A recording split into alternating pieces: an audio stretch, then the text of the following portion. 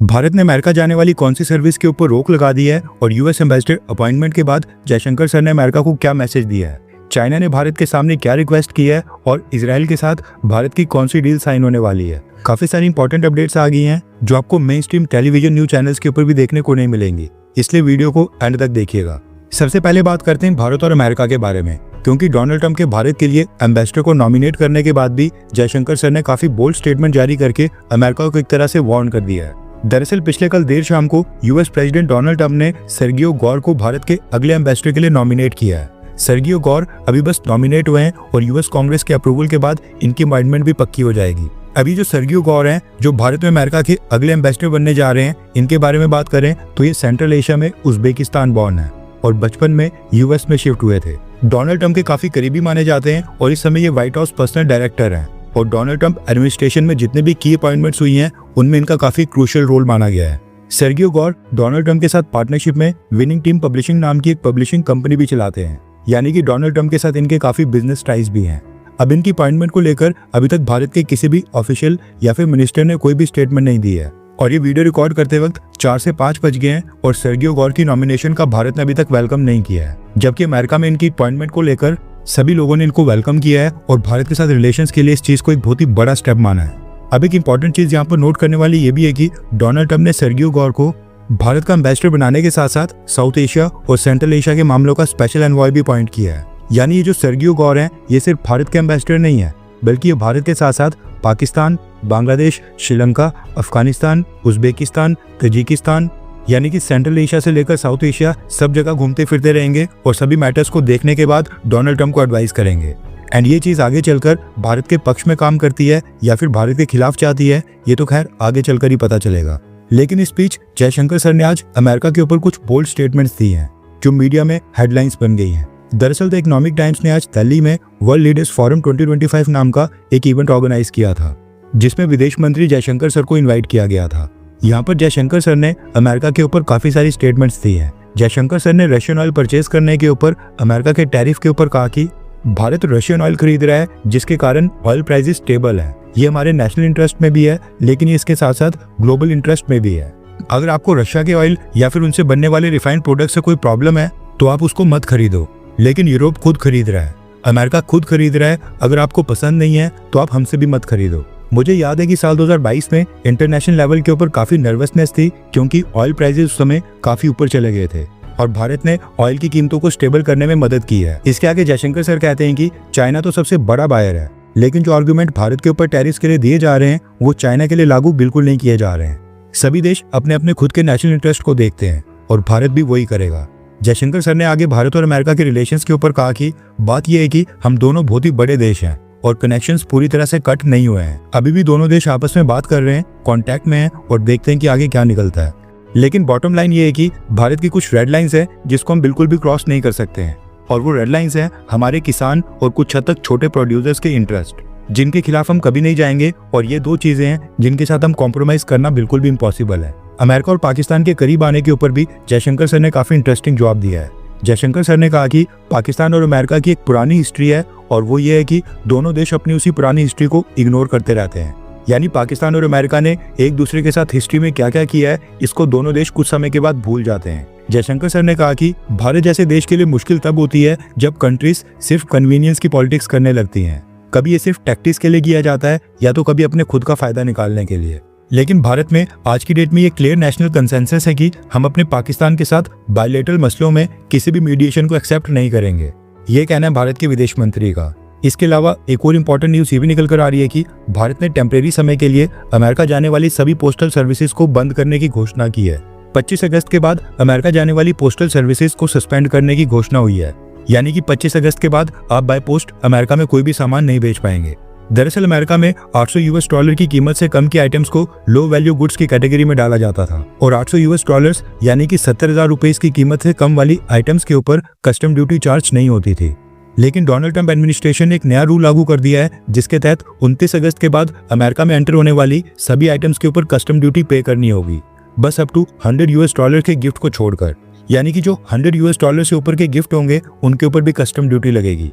अब क्योंकि 29 अगस्त काफी पास आ गई है, लेकिन क्वालिफाइड पार्टीज डेजिग्नेट करने का प्रोसेस और ड्यूटीज कलेक्ट करने और अमिट करने के सिस्टम्स के ऊपर यूएस ने कोई भी डिटेल्स शेयर नहीं की है। इसीलिए फिलहाल टेम्परेरी समय के लिए भारत ने भी 29 अगस्त से 4 दिन पहले यानी कि 25 अगस्त के बाद अमेरिका जाने वाली सभी पोस्टल सर्विसेज को सस्पेंड करने की घोषणा की है। नेक्स्ट अपडेट आ रही है भारत और पाकिस्तान को लेकर।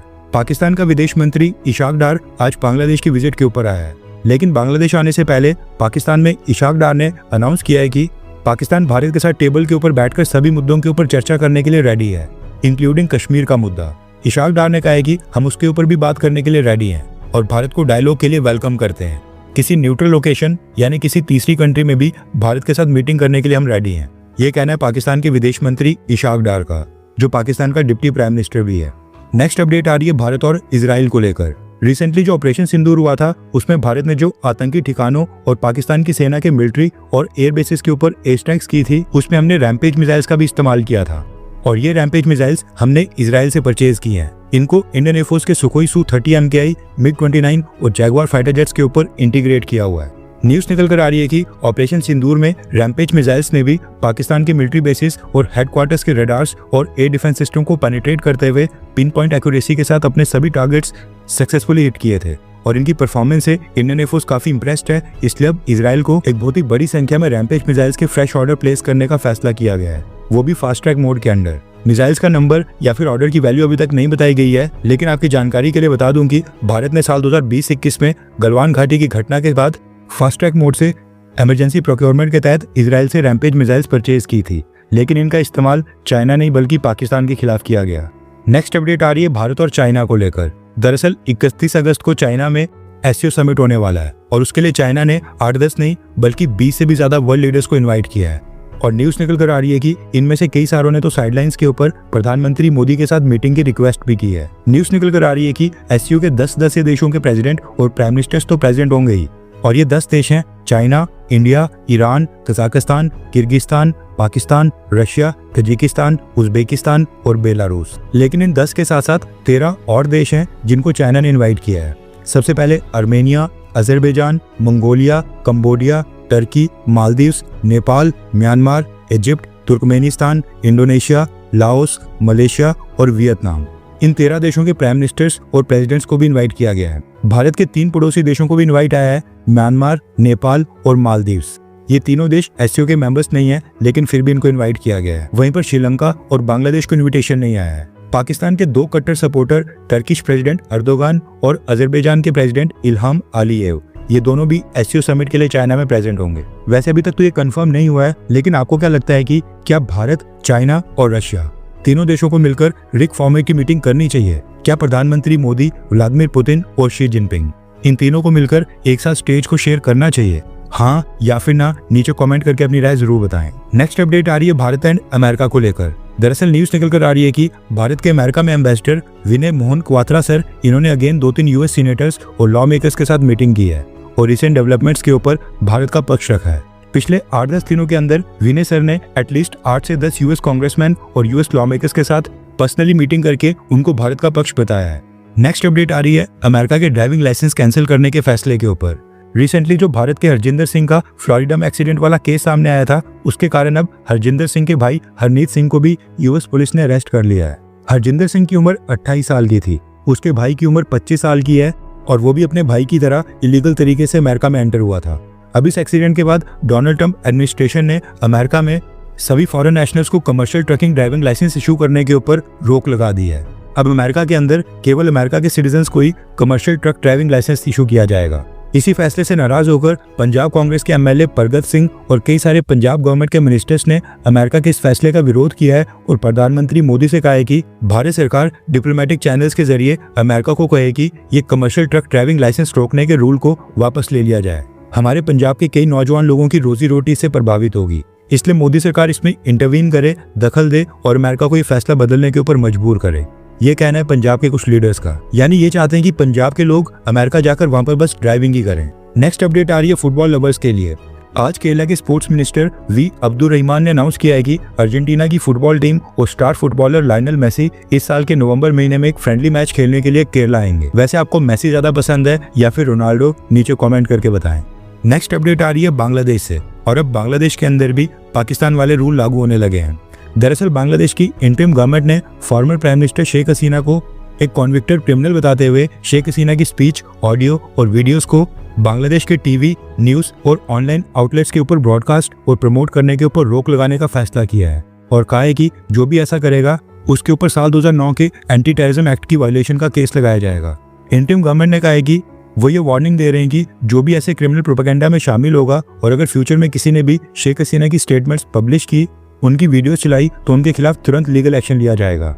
दरअसल बांग्लादेश के अंदर इलेक्शंस की अनाउंसमेंट के बाद से बांग्लादेश में पॉलिटिकल पार्टीज इलेक्शंस की तैयारियां कर रही हैं और शेख हसीना के कई सारे सपोर्टर्स उनकी पुरानी स्पीचेस और ऑडियो मैसेजेस को प्ले कर रहे हैं।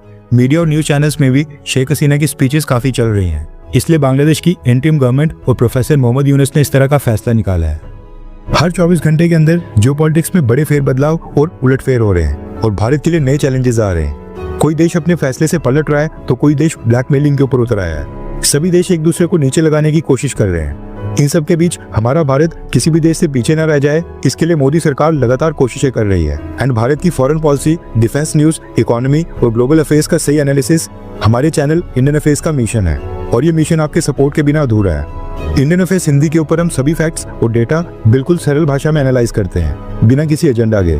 अगर आप चाहते हैं कि इंडियन अफेयर्स का सही और ऑथेंटिक एनालिसिस आप तक लगातार पहुंचे, तो इस वीडियो को लाइक करें और हमारे चैनल इंडियन अफेयर्स को सब्सक्राइब करके बेल नोटिफिकेशन ऑन करना मत भूलिए। आपका एक लाइक हमारे चैनल को ग्रो करने में काफी मदद करेगा और एक सब्सक्राइब ये सुनिश्चित करेगा कि आप किसी भी इंपॉर्टेंट अपडेट को मिस ना करें।